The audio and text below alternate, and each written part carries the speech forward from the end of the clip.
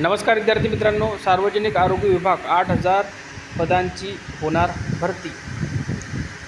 बाळासाहेब ठाकरे जन्मशताब्दी वर्षाचे औचित्य 13 योजनांची उद्दिष्ट।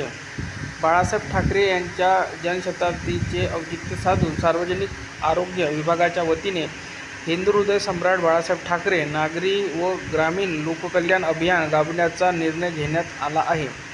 या अंतर्गत 13 उद्दिष्टे ठेवली असून वैद्यकीय अधिकारी, कर्मचारी आणि आशा स्वयंसेवकाची एकूण 8,000 रिक्त पदे भरण्यात येईल। ठाकरे यांच्या जन्मशताब्दी वर्षास 23 जानेवारी 2026 पासून सुरुवात झाली आहे। या निमित्त सार्वजनिक आरोग्य सेवा अधिक प्रभावी आणि दर्जेदार करण्याचा संकल्प आरोग्य विभागाने केला आहे।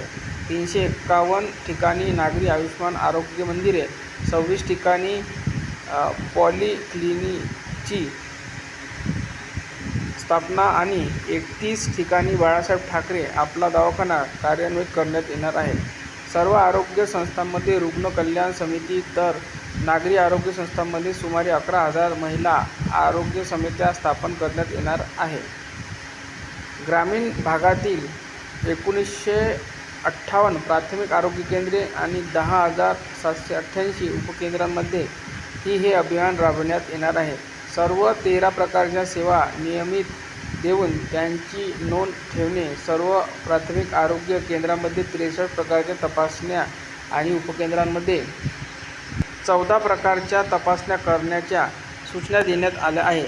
सर्व 30 वर्षांवरील महिलांच्या breast cancer, cervical cancer, oral cancer आणि मोनोपॉजमधील समस्या याबाबत वार्षिक तपासण्या करण्यात येणार आहे।